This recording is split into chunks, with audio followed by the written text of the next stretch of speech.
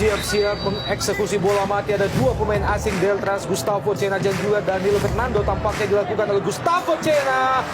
Maksudnya ke tiang jauh, namun terlalu jauh, meninggalkan gawang Dian Agus Prasetyo. Terus berusaha untuk memaksimalkan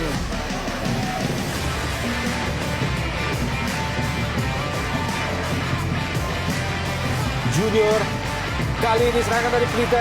Oh, Delta Sidoarjo yang terjatuh, kita lihat. Apa yang terjadi? Hoirul Anam terjatuh oleh Johan Ibo. Tampaknya penalti oleh wasit Suprihatin. Johan Ibo terus melakukan protes terhadap wasit Suprihatin.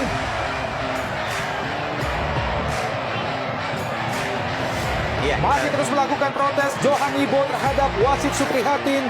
iya tampaknya kita lihat sementara Eduardo sebenarnya sudah mencoba Iya. untuk memberikan saran kepada Johan Ibo. Dalam gerakan lambat kita lihat, ya, Iya, memang kalau kita melihat pergerakan yang dilakukan oleh Johan Ibo. ya bagaimana dia men-tackling ya. Dia mau Iya, aja yang terlambat, Iya, yang iya. dia bilang. Sebenarnya juga tidak perlu upaya ini dilakukan oleh Johan Ibo ya. Dengan terus menempel pergerakan dari Hoirul Anam, saya kira kesempatan Hoirul Anam untuk bisa melepaskan tendangan ke gawang juga akan semakin sulit. ya padahal posisi Hoirul Anam sebenarnya sudah sangat tidak menguntungkan. Iya. Dia sudah tertinggal 2 langkah dari posisi bola.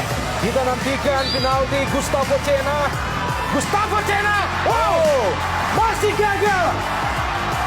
Kembali peluang emas dari Gustavo Cena melalui titik putih, masih gagal dikonversi menjadi gol.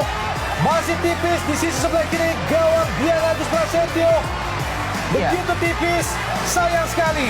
Ya, ini sesuatu yang tampaknya memang cukup menjadi kebingungan tersendiri ya bagi publik Deltras. Supardi pendek saja. Oh, Firman Utina masih bisa dipatahkan oleh Saifuddin.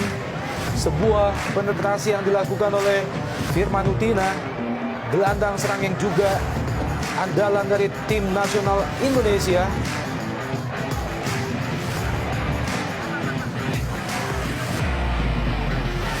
Kali ini tepat timing yang dilakukan oleh Saifuddin. Dan Ridwan Jalaluddin main. Oh, iya. Saya kira sebuah peluang ya yang Iya. baru saja dimiliki oleh Pelita.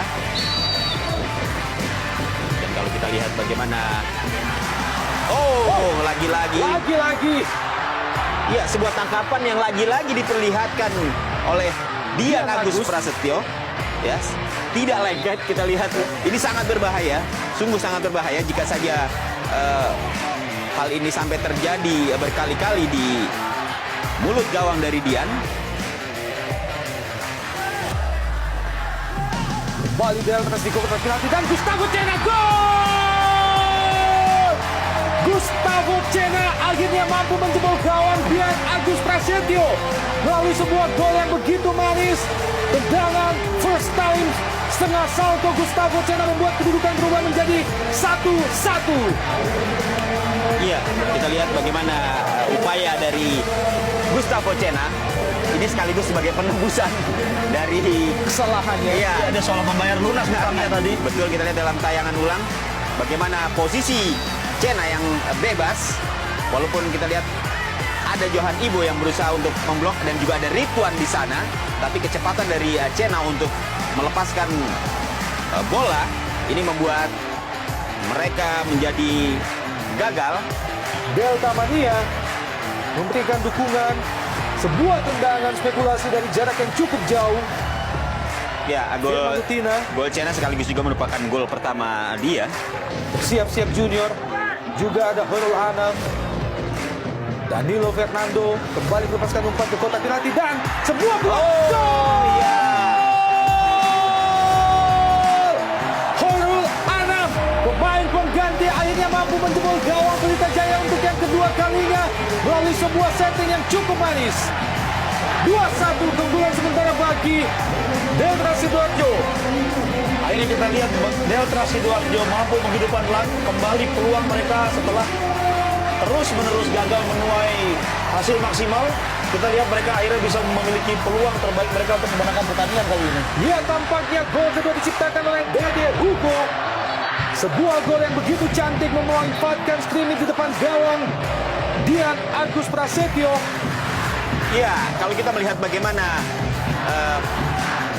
tekanan yang diberikan oleh pemain-pemain Deltras, ini memang semakin meningkat ketika Gustavo Jena tadi berhasil mencetak gol untuk menyamakan kedudukan, dan justru Pelita yang kemudian berada di bawah tekanan. Kita lihat bagaimana penjagaan yang kurang begitu ketat ya diperlihatkan oleh Johan Ibo. Kita lihat bagaimana para pemain cadangan dan ofisial dari Deltras. Kita bisa lihat bagaimana pemain Deltras mati-matian mempertahankan keunggulannya. Mereka dengan berani memarking seorang penyerang dengan dua pemain sekaligus. Ya, Bagi Johan Ibo.